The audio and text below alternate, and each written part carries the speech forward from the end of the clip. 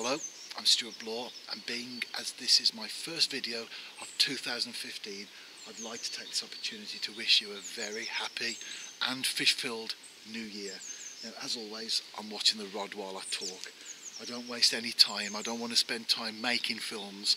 I fish, and the videos are basically add-ons and tag-alongs, if you like.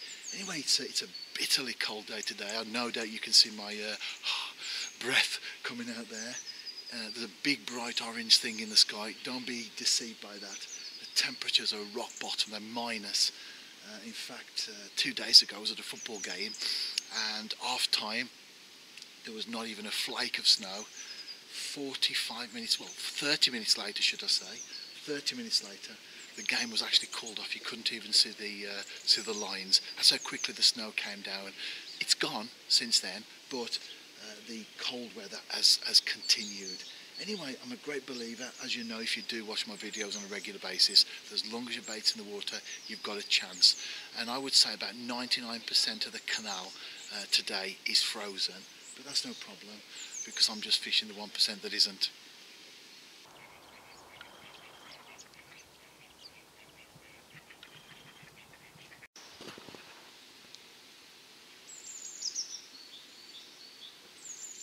We just had a boat through, which actually isn't too bad. A combination of this very bright sun and crystal clear water.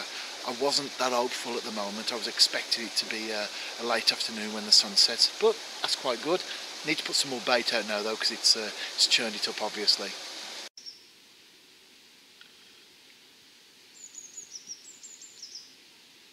My bait approach for this session is a small worm on a size 10 hook. I'm also putting a few white maggots out as well. Also some ground bait. It's lobworm ground bait, so that's perfect for this particular session. I don't want to overfeed the fish, of course. I want to attract them. I want to stimulate them into feeding. But in conditions like this, the last thing you want to be doing is putting loads of bait out. The canal's still frozen. I'm in a different place now. Again, fishing that 1% of clear water. It's going to be tough. It was tough on session 1. I didn't even have a tap at all, and I've just arrived, got my rod out ready to cast out, and I've noticed that the end of the quiver tip has sheared off there. It's my own fault really, to be honest. I keep it all made up.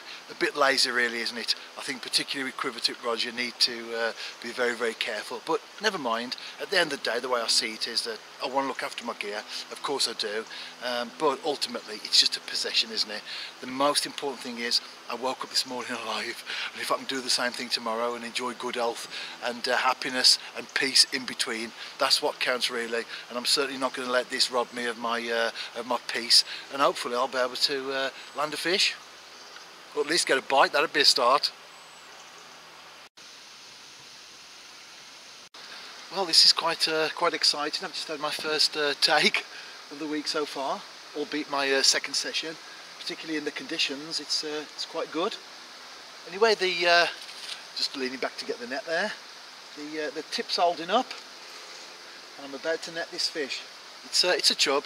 Doesn't feel like a particularly big one, but I'll tell you something, when the conditions are like this, even the small ones are something to get worked up about. Actually, it's not that bad. Probably hasn't woken up yet from this cold weather. Yeah, there it is. Brilliant. Fantastic. My first fish of a 2015 video. Fantastic. I think this one deserves some special treatment.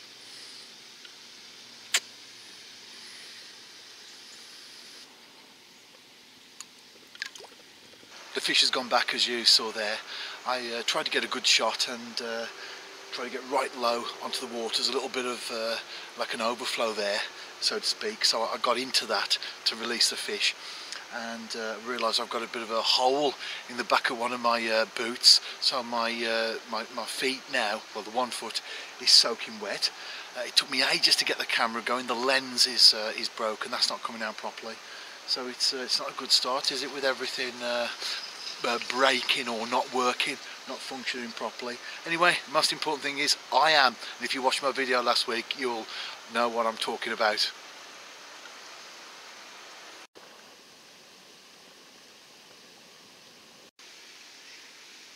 if you follow my videos on a fairly regular basis, you'll know that I'm a big fan of taking water temperature, particularly at this time of the year.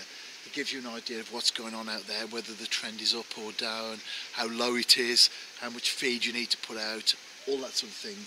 Anyway, the reading I've got now is the lowest for over 2 years. It's 3 point something. I haven't had a reading that low for over 2 years, so that gives you an idea of how challenging the conditions are at the moment. What I would say to us as anglers, when it gets like this, don't necessarily have time off. Don't put the rods away for a week or two or a month or two till things start to improve. What we have to do though is we have to think through where we fish. We have to think our tactics through carefully, and of course target the right species. And if we do that, there's no reason why we can't get something on the bank, and when we do, the sense of achievement will definitely be worthwhile.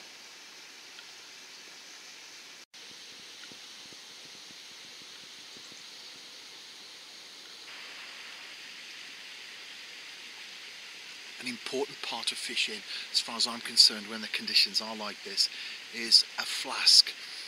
It's good to get plenty of drinks in you, of course, during the summer for perhaps opposite reasons, because it's very, very hot.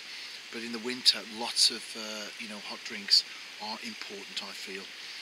And I've got a big 1.8 litre flask. A good tip is get a stainless steel one, because the plastic type ones just break, particularly if you do the sort of fishing I do, and your gear gets put through its paces. But just take lots and lots of small drinks. Don't fill the cup right up. Just take lots and lots of small drinks. I think that's important.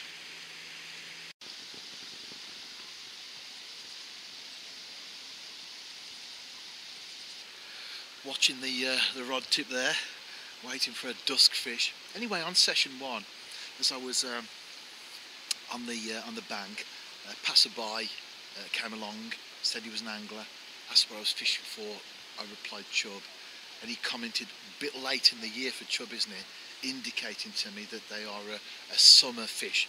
It's difficult to answer that without sort of putting the person right, so to speak, but I tried to be, very careful in the words that I used, so I wasn't correcting him. But I did have to say, well, no, chub are winter fish, and he wasn't convinced on that. And then when he asked me what line I was using, I said 6 pounds, and again he didn't seem convinced about that. A little bit light, isn't it, for chub, he said. But no, I had to say 6 pound is ample for chub fishing. And the point I want to make really, especially for youngsters or maybe novices coming into the sport later in life, be careful who you listen to, because not everyone who speaks with authority, who says they have authority in angling, actually does. So you have to be a bit careful really, otherwise you can be taking on duff information. Because as far as chub fishing is concerned, they're great winter fish. They're fish that will feed when others have gone dormant. And as far as 6 pound line's concerned, that's fine for chub fishing.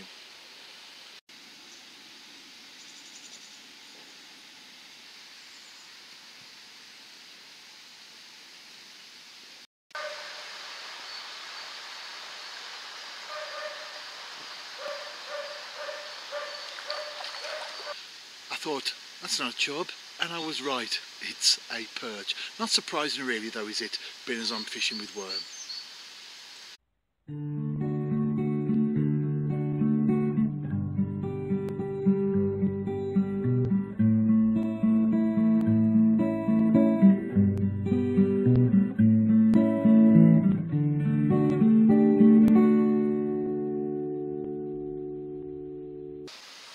The tip went, hardly a wrap around, and I'm into a bream. I've had a little bit of a mixed bag. I had 2 perch on the previous session, and now I've got a bream. Well, they all count, don't they? Especially when the going is tough, for sure. Not the size of bream that I particularly go for myself, but if you were a matchman, as I've said before, and you were getting a few of these, particularly in conditions like this, you'd be happy. And by the way, I fixed my my rod tip. As you can see there, it's okay. I just coated it with super glue, did a few coatings. Doesn't look very good, of course, but I'm not bothered about the aesthetics of it. As long as it does the job, that's the important thing as far as I'm concerned. The video comes to an end. I hope you've enjoyed it. I've certainly enjoyed the challenge aspect of this week. And it's true, isn't it, that you never catch sitting at home by the fire. So whatever the conditions are, get out there, get that bait in the water, and as I often say, you've got a chance. Anyway, I'll see you next week, and don't forget to check out my website as well. There's also a written part of the weekly blog that appears every Saturday.